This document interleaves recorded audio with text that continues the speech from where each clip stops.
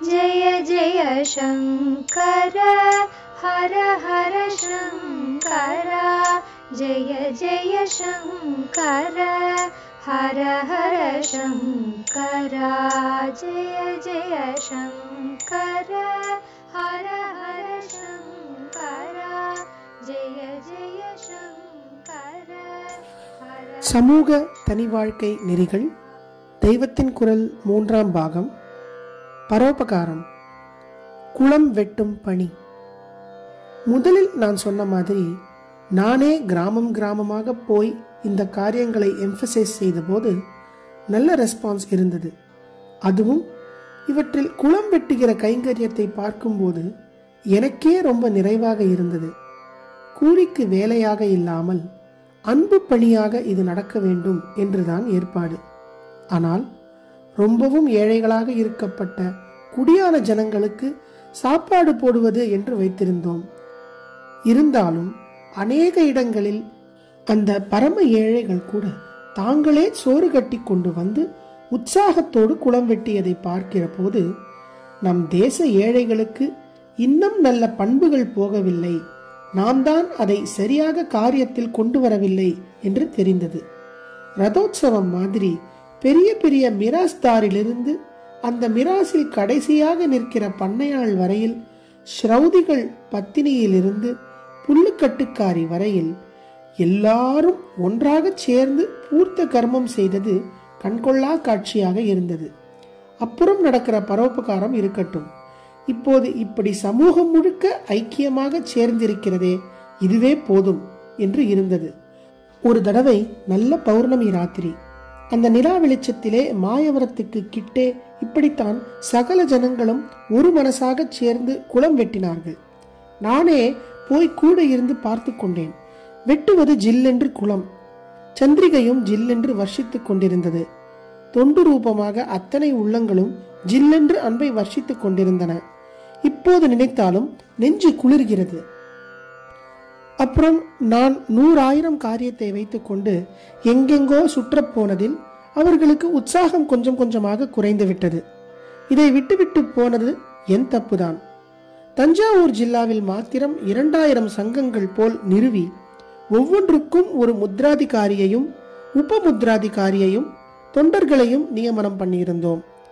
Taluka committee, கோட்டக committee, கிராம சங்கம் என்று இதை 3ஆக பிரித்திருந்தோம்.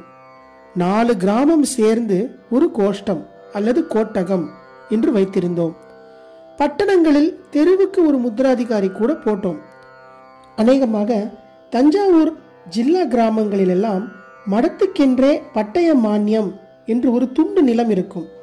அவற்றின் வருமானத்தை எல்லாம் முத்ராதிகாரிகளிடமே ஒப்படைத்து இந்த ஜீவாத்ம கைங்கரிய தர்மங்களை பண்ண செய்தோம். சுமார் 5000 தொண்டர்கள் சேர்ந்து ரொம்ப ஈடுபாட்டோடு பணிகள் செய்து வந்தார்கள்.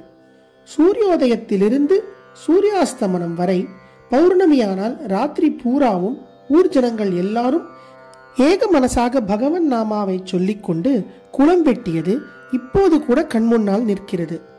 ஒவ்வொரு கிராமத்திலும் இருக்கிறவர்கள் ஒன்று சேர்ந்தது மட்டுமில்லை, 4 கிராம ஜனங்களாக சேர்ந்து ஒரு வருஷம் ஒரு கிராமத்தில் குளம் வெட்ட வேண்டும்.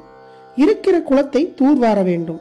அடுத்த வருஷம் இவர்கள் அந்த நாளில் இன்னொரு கிராமத்தில் இந்த பணியை செய்ய வேண்டும்.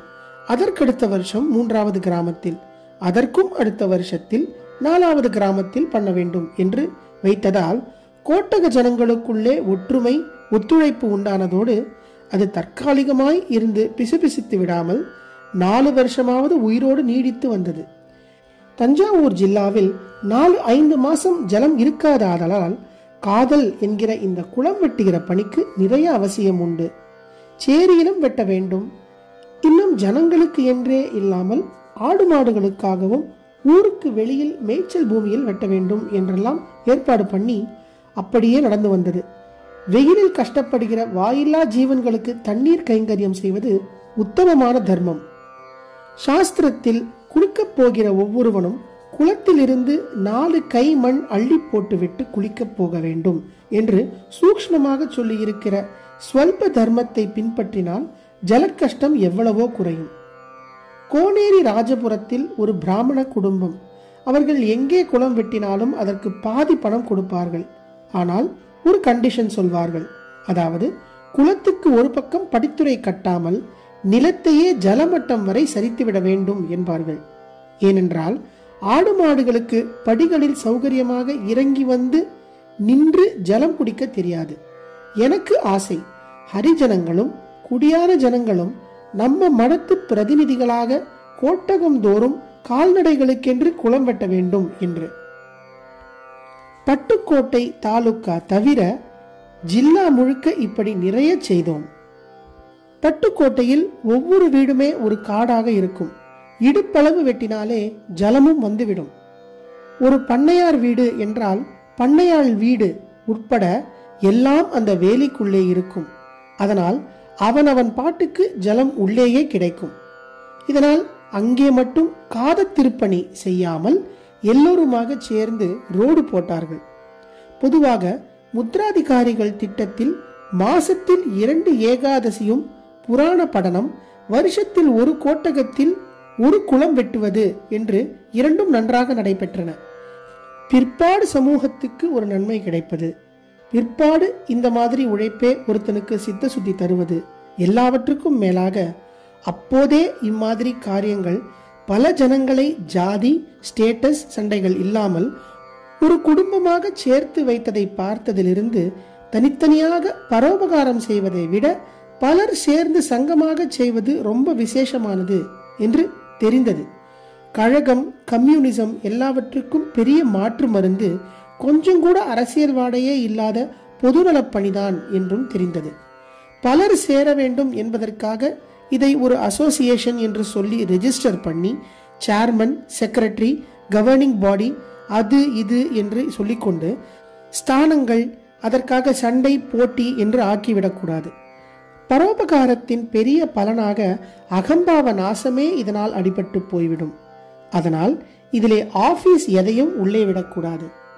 ஜெய ஜெயசங்கர, ஹரஹர சங்கர, மகாபெரியவாச்சரணம். जय जय शंकर हर हर शंकर, जय जय शंकर हर हर शंकर, जय जय शंकर हर हर